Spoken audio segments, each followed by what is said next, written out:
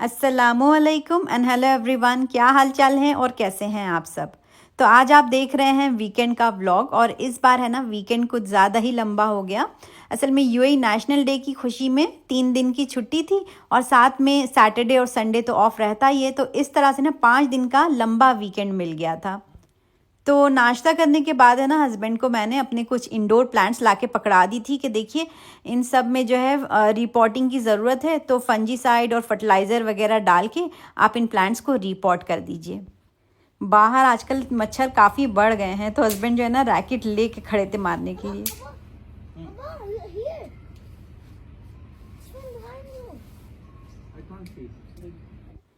अच्छा, जब UAE national day के लिए बच्चे तैयार हो रहे थे ना स्कूल जाने के लिए, तब मैंने छोटी सी क्लिप ली थी, तो पहले मैं आप लोगों के साथ वो शेयर करूँगी।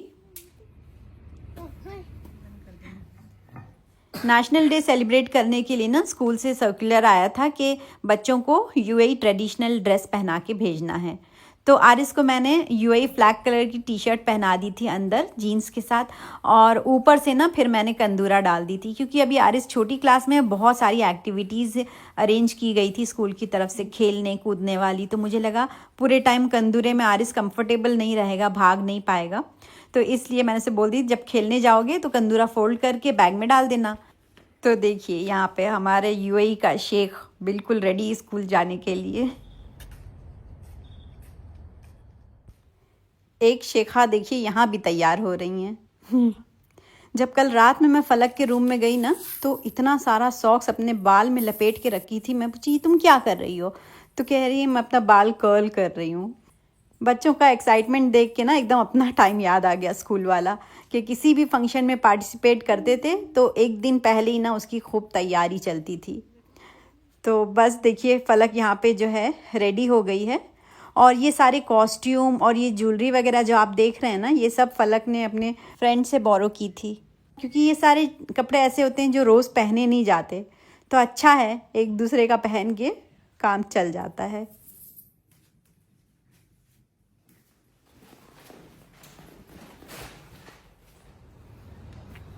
लो ये बड़ी बास्केट में डालो।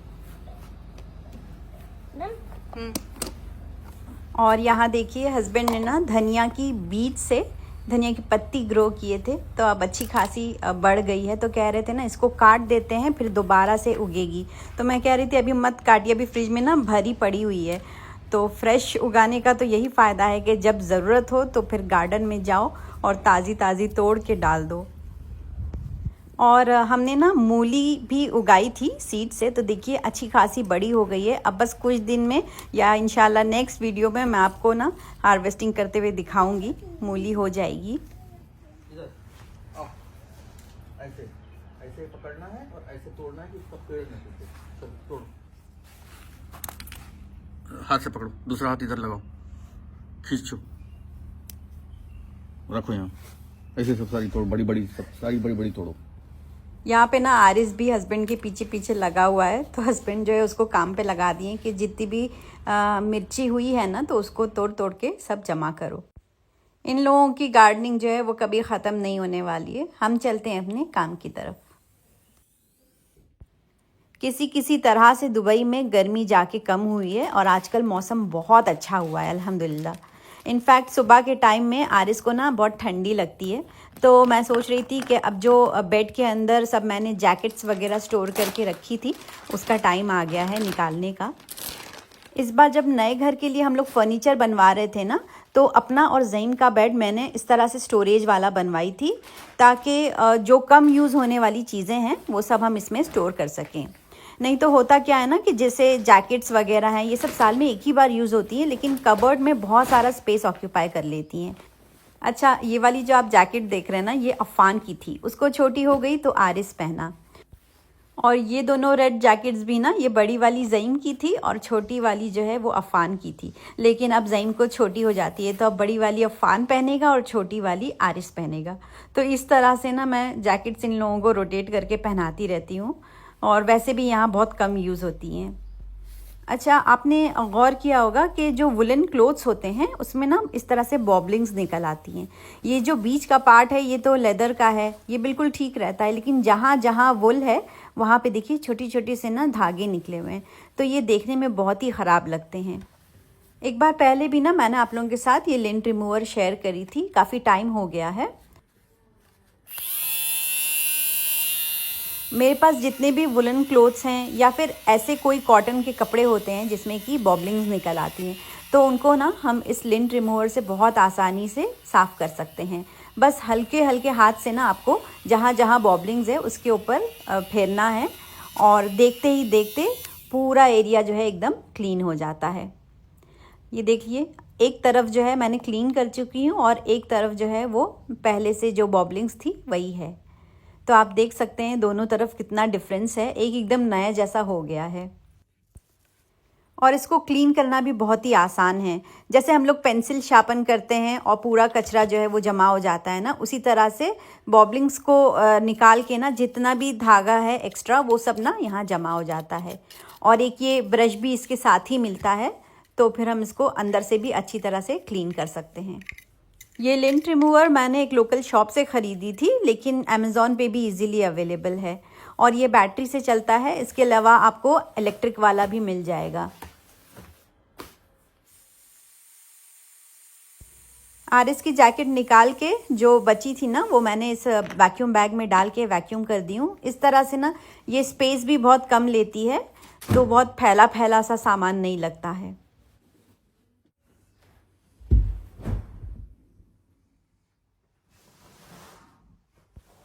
बेड उठाने से जब ये बेडशीट बिगड़ ही गई है, तो मैं सोच रही थी कि अब इसको सही करने से अच्छा बेडशीट ही चेंज कर देती हूँ अपने रूम की।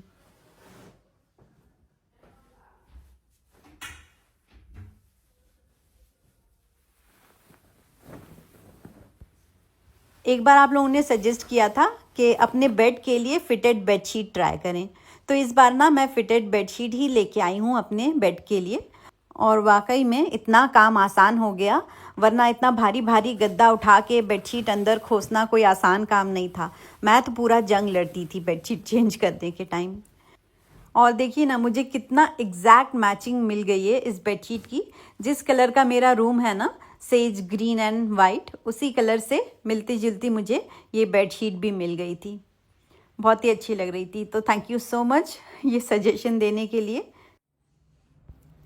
अफ़ान और आरिस दोनों के ही रूम में ना मैंने वेलवेट की बेडशीट बिछा दी थी। काफ़ी टाइम से अफ़ान पीछे पड़ा था कि मुझे सॉफ्ट और फ्लफ़ी बेडशीट पे सोना है। तो ये दोनों बेडशीट जो है ना वो मैंने अपनी बहन के ऑनलाइन शॉप से ली थी, टिप्सी टॉप्सी कलेक्शन से। आजकल सर्दियाँ शुरू हो गई हैं, तो वेलवेट की बेडशीट के कलेक्शन भी बहुत अच्छे अच्छे आए उनके पास।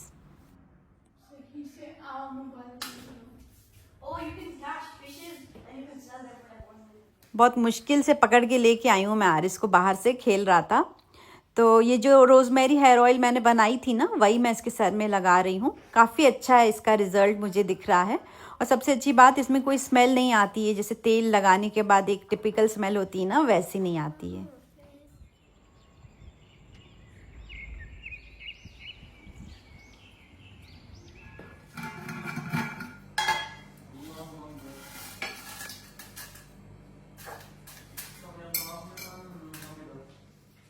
लास्ट व्लॉग में मैंने आलू मटर और सोया डाल के एक बहुत ही अच्छी सी सब्ज़ी बनाई थी लंच के लिए। उस व्लॉग के नीचे भर भर के कमेंट्स आए थे कि प्लीज़ आप ये आलू की सब्ज़ी की रेसिपी शेयर करें।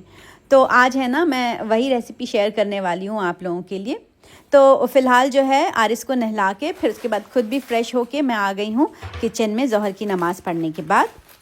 तो ये जो सब्ज़ी है ना, इसके अंदर रेड चिली को हमने भिगा के फिर यूज़ करना है। तो अगर आप फ़ौरन यूज़ कर रहे हैं तो गर्म पानी में भिगा दिए, अदरवाइज़ आपके पास टाइम है तो आप नॉर्मल पानी में भी इसको भिगा के रख सकते हैं। अच्छा, यहाँ पे ना आटा भी मैं गूंद रही हूँ, और बहुत सारे लोगों ने पूछा था कि जो डो मेकर है उसके अंदर आप आटा कैसे गूंदती हैं। हम जब आटा गूंदते हैं तो ये पूरा गीला हो जाता है। तो देखिए, जब स्टार्टिंग में मैंने ली थी ना ये मशीन, तो मुझसे भी ऐसे ही होता था। मुझे लग रहा था कि मेरे पूरे पैसे बर्बाद हो गए हैं, लेकिन फिर धीरे धीरे समझ में आया कि इसमें आटा कैसे गूंदना है। तो आज मैं आप लोगों के साथ वो भी शेयर करूँगी। फ़िलहाल यहाँ ना आटे में मैंने थोड़ा सा नमक और घी डाल दी हूँ। मैं यहाँ सुहारी का आटा तैयार कर रही हूँ।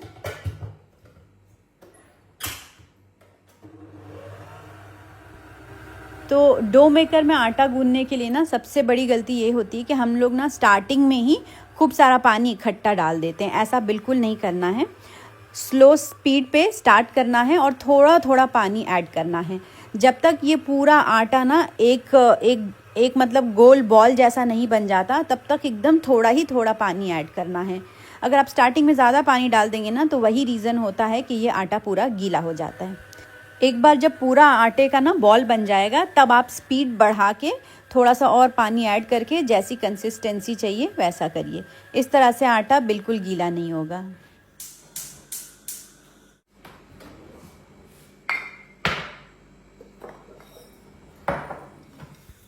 तो चलिए, आलू मटर और सोया की सब्ज़ी के लिए ना सबसे पहले एक पैन में आप 1 टीस्पून खड़ी धनिया और हाफ़ टी स्पून खड़ा ज़ीरा ये डाल के एकदम अच्छे से ड्राई रोस्ट कर लीजिए।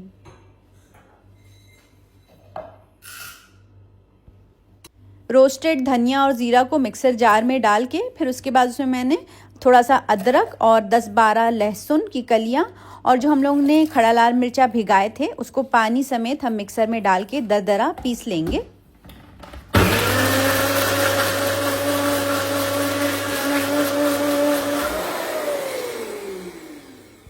किसी भी रेसिपी में अगर आपको कलर ऐड करना है ना, तो फिर आप खड़ा लाल मिर्चा को भिगा के पीस के डाल सकते हैं। इससे कोई भी सब्ज़ी हो, चाहे गोश्त हो, मटन, चिकन, कुछ भी, बहुत अच्छा कलर आता है।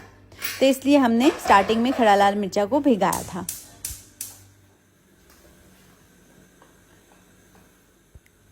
अच्छा, ये जो आलू मटर और सोया की रेसिपी है ना, ये मेरी मम्मी मस्टर्ड ऑयल में बनाती थी। तो सरसों के तेल को मैंने रख दी हूँ खौलने के लिए। और इतनी देर में यहाँ पे मैंने आलू छील ली हूँ और इसको जो है ना, हम बहुत पतला भी नहीं काटेंगे और बहुत मोटा भी नहीं काटेंगे। तो ये 4 से 5 आलू हैं मीडियम साइज़ के। तो तेल भी रेडी है और आलू भी रेडी है। अब इसके अंदर हम राई और ज़ीरे का बघार देंगे।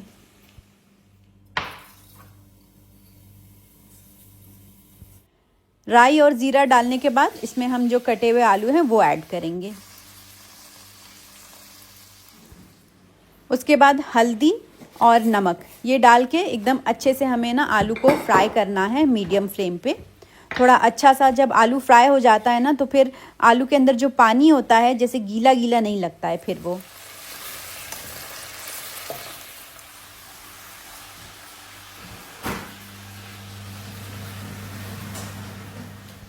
देखिए, आलू एकदम अच्छे से भून गया है। अब इसके अंदर जो हम लोगों ने खड़ा लाल मिर्चा और धनिया, ज़ीरा, लहसुन, अदरक ये पीसे थे वो डाल देंगे। और साथ ही ना मैंने 3 मीडियम साइज़ के टमाटर उसको भी पीस के डाल दी हूँ। अच्छा, ये जो टमाटर है ना, ये थोड़ा सा लाल और गला गला सा रहना चाहिए, तब इसका एकदम अच्छा सा कलर आएगा।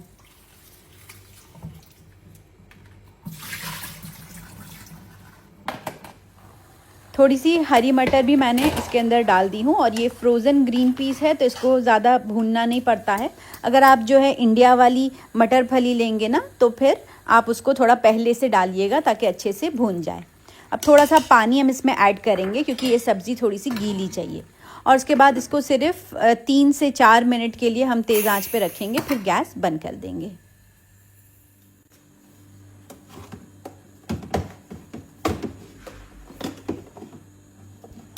अच्छा, इस रेसिपी में ना जो सोया की पत्ती है वो मेन जान है। तो अगर आपके पास नहीं है तो कोतमीर डाल सकते हैं। वैसे कोशिश करिएगा कि सोया की पत्ती ही डालें, इसका एक बहुत ही अलग सा फ्लेवर होता है और खुशबू भी बहुत अच्छी होती है इसकी।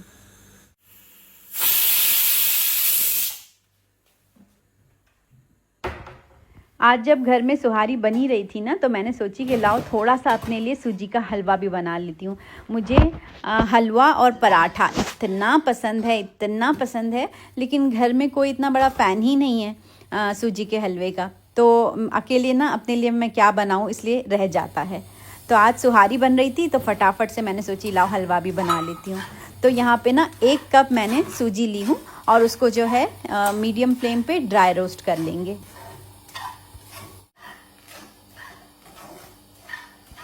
एक बार जब ये सूजी रोस्ट हो जाएगी तो फिर इसको एक प्लेट में निकाल लीजिएगा, वरना इसी में रखेंगे ना तो ये नीचे से जल जाती है। अब यहाँ दूसरे बर्तन में मैं शीरा तैयार कर रही हूँ।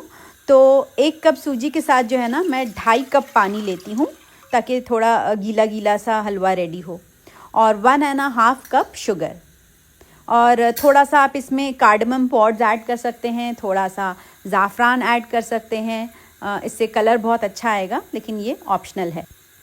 अब बस वेट करेंगे। एक बार जब ये शुगर डिज़ोल्व हो जाएगी और पानी बॉईल हो जाएगा, तब फिर ना हमें इसे बहुत ज़्यादा मतलब गाढ़ा नहीं करना है।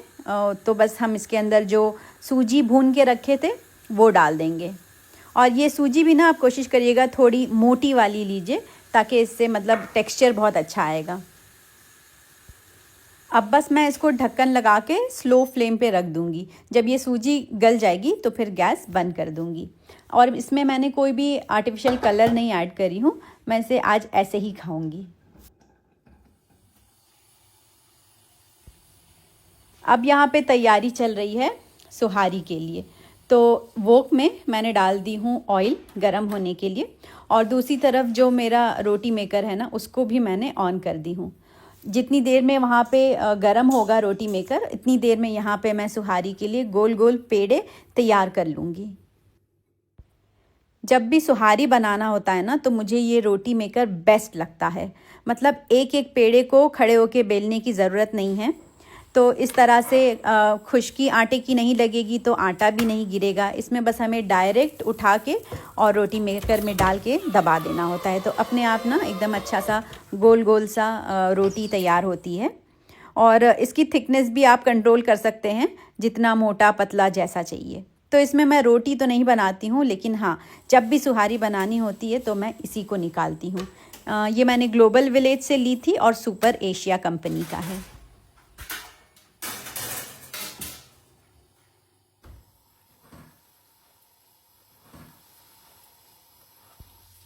यहाँ पे मैंने सुहारी तलना भी स्टार्ट कर दी हूँ। एक बार बस तेल खौलने की देरी होती है, तेल गरम तो फिर सुहारियाँ तल तल के छानते जाओ, बिल्कुल टाइम नहीं लगता। बाय द वे कुछ लोग पूछ रहे थे ना कि फ्लक्स के बर्तन इंडिया में कब आएंगे। तो उसका काम जो है ना वो ऑलमोस्ट कंप्लीट होने वाला है। सारी फॉर्मेलिटीज़ जो है वो तकरीबन समझिए पूरी हैं, बस थोड़ी बहुत ही बाकी है। तो बहुत जल्द इंडिया में फ्लक्स के सारे बर्तन जो हैं वो लॉन्च हो जाएंगे। अच्छा, तो यहाँ पे कुकर का प्रेशर रिलीज़ हो गया है। फिर उसके बाद इसमें मैंने ना खूब सारी सोया की पत्ती काट के डाल दी हूँ। अब इसे ना हम सिर्फ 2 मिनट के लिए तेज़ आंच पे भूनेंगे, और फिर उसके बाद इसको ढक के 2 से 3 मिनट के लिए खाली रख देंगे, ताकि सोया की पत्ती अच्छे से गल जाए। और ये जो सब्ज़ी है ना ये थोड़ी सी गीली गीली होनी चाहिए, इसलिए आप पानी स्टार्टिंग में इतना ही डालिएगा कि सब्ज़ी थोड़ी सी गीली रहे। आज का लंच करते करते ना काफ़ी टाइम हो गया, मतलब 3 बज गया था। इतना लेट हम लोग नहीं खाते हैं, लेकिन इतनी सारी चीज़ें शूट करनी थी ना, तो शूटिंग के साथ साथ जब कुकिंग करो तो टाइम ना जस्ट डबल लग जाता है। बहरहाल छुट्टियां भी चल रही थी ना, तो नाश्ता भी लेट हुआ, तो थोड़ा सा लेट लंच चल गया। हलवा खा रही हूँ या आलू? आलू। He's eating हलवा। हलवा कैसा है?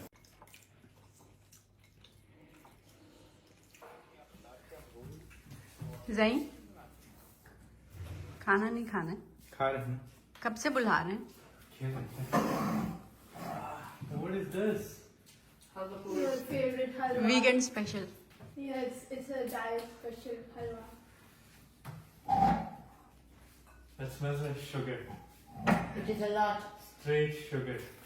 शुगर के अलावा और भी कुछ है? तुम डायरेक्ट शुगर ही पे हाथ डाले हो। Sugar. आलू भी तो है। बोलो आलू is also sugar. Aloo also has sugar. That's starch. और देखो उधर, उधर क्या है साइड में? Oh, that is also.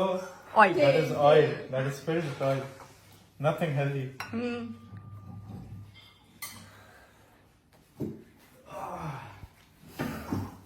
Zaeem को डाइटिंग करने दीजिए, मैं अपनी हलवा पूड़ी एंजॉय करती हूँ।